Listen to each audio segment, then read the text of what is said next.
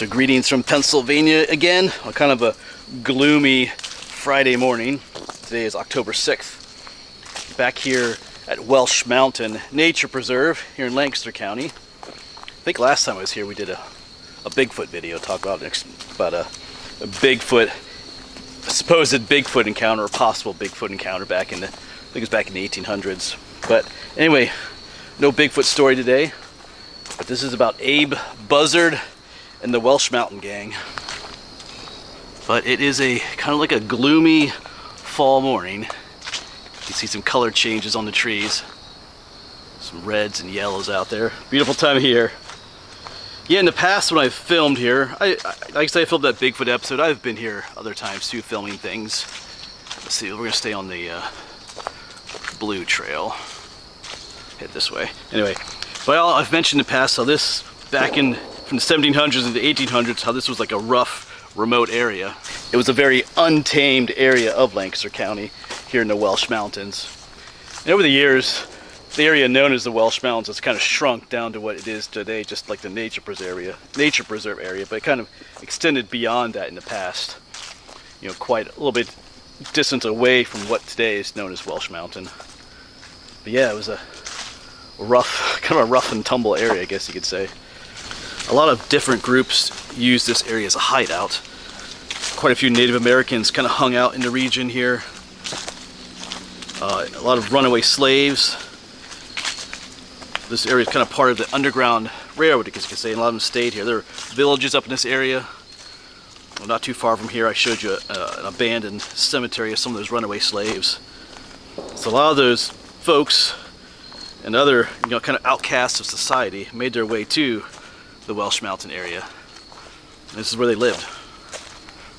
And along with some of those outcasts and refugees of society were some more undesirables, like people that were involved in gangs, you know, like robbery and thieves and things like that, or other outlaws. They would come to this area to hide. So it was a whole mixture of kind of more rough and tumble people. Like I said, the area was kind of rough and tumble, but sort of the people, those that lived up here on these hills, were tough folks, I guess you could say. And that's where our story begins. The parents of Abe Buzzard, his mom's name was Mary Buzzard, but the father died during the Civil War from being in battle, and she had quite a few sons to take care of.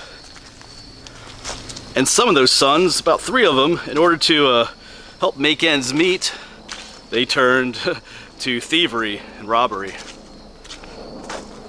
So the brothers, they were not murderous thieves.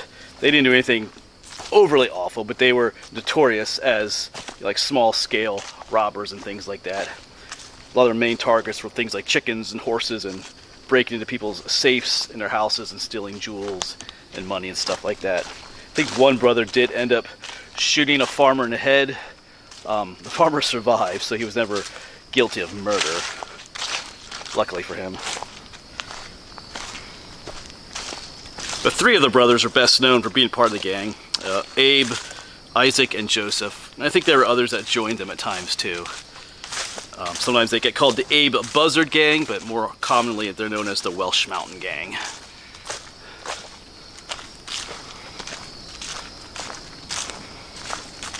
But interestingly enough, one of the ways that they would get into people's houses is that Abe Buzzard would hold revival services.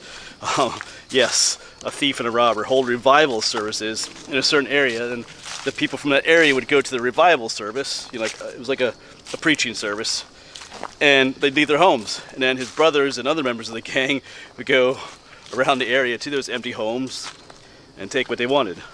Like I said, chickens, horses, breaking into people's houses and stuff like that. So that's kind of how they operated.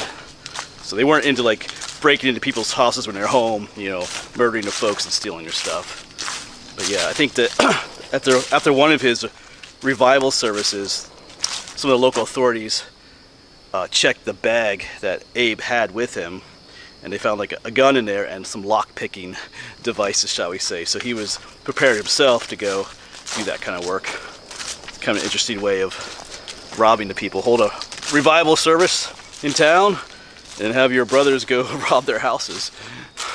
So even though the brothers didn't commit any kind of like high crimes, they did spend quite a bit of time in jail. In fact, they spent more time in jail than they did like free. I think Abe himself spent about 50 years total in jail, because he lived to be about 84 years old.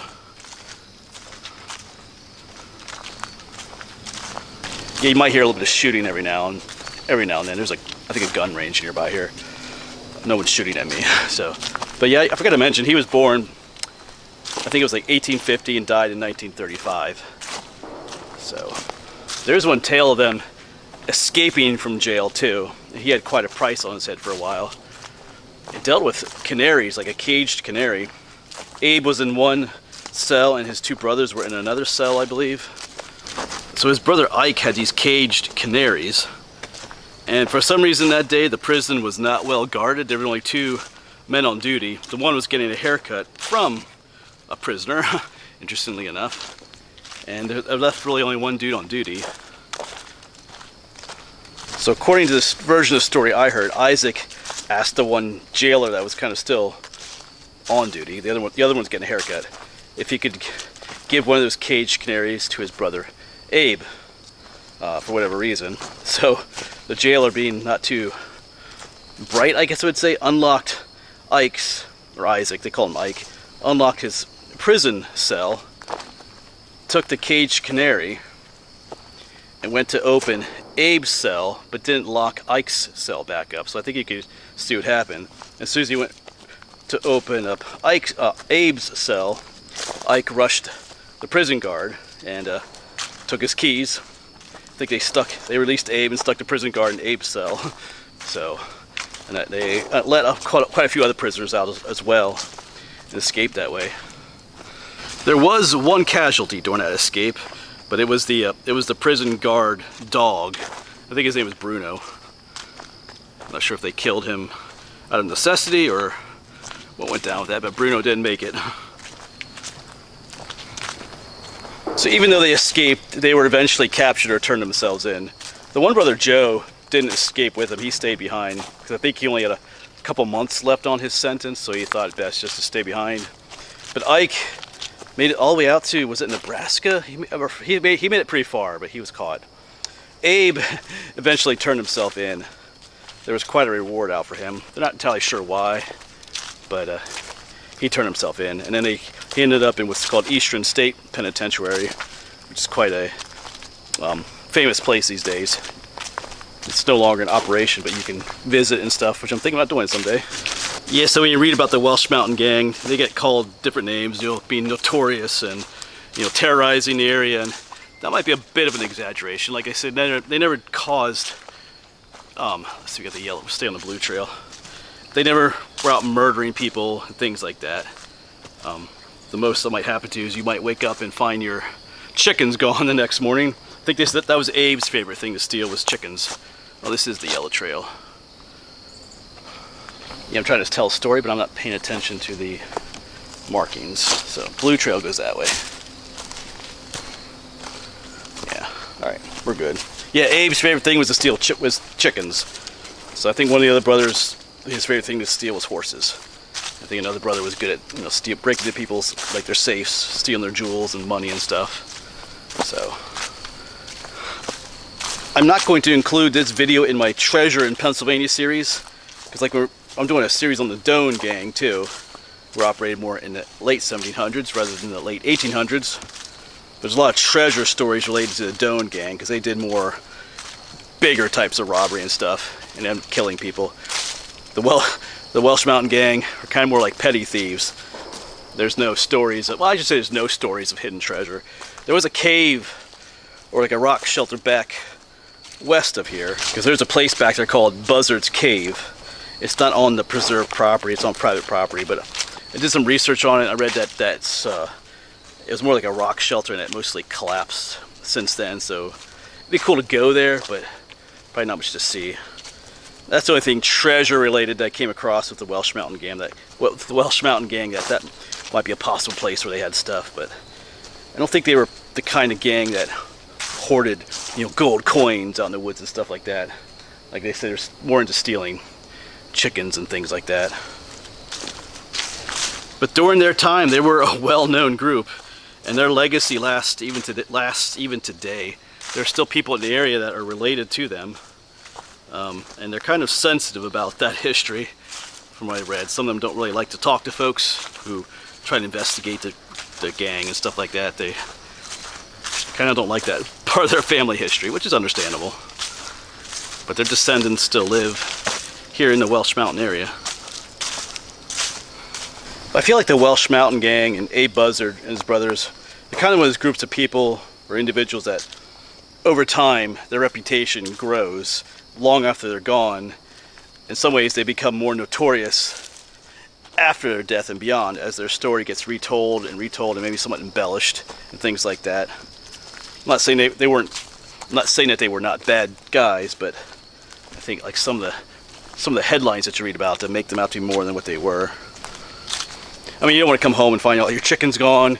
Your horses were a big deal back then too. So I mean, their crimes were bad, but they weren't, like I said, they weren't murderous thieves like some of the folks we've talked about. But if you know any more stories about the Welsh Mountain Gang, or have heard any other treasure stories related to them, where things could be hidden, you can go ahead and say so in the comments for me to read, and others interesting things about the Welsh Mountain Gang or Abe Buzzard. You can go ahead and let us know. Who knows, maybe we're walking where they once walked here in the preserve. It's a possibility. But regardless, it's an interesting piece of history in this area. Not necessarily a story that will make national headlines, but for local history, it's pretty interesting, I think. I always like these local stories and tales. Never really heard any haunted stories regarding them either. Sometimes you know, those kinds of stories take on a haunted aspect sometimes too, but I haven't heard anything about that. All right, I think that'll be it for me and the Welsh Mountain Gang. Kind of walking in their footsteps here. I should say there's really not much left. There are towns up here and stuff, and I had researched into that, trying to find where some of those areas might be, but I'm not sure offhand. I know there's an area of the preserve that's kind of off limits right now, so I wonder if there's things down there. But anyway, I think that'll be it for Abe Buzzard and the Welsh Mountain Gang. As always, folks, thanks for watching, and hopefully we'll see you on the next one.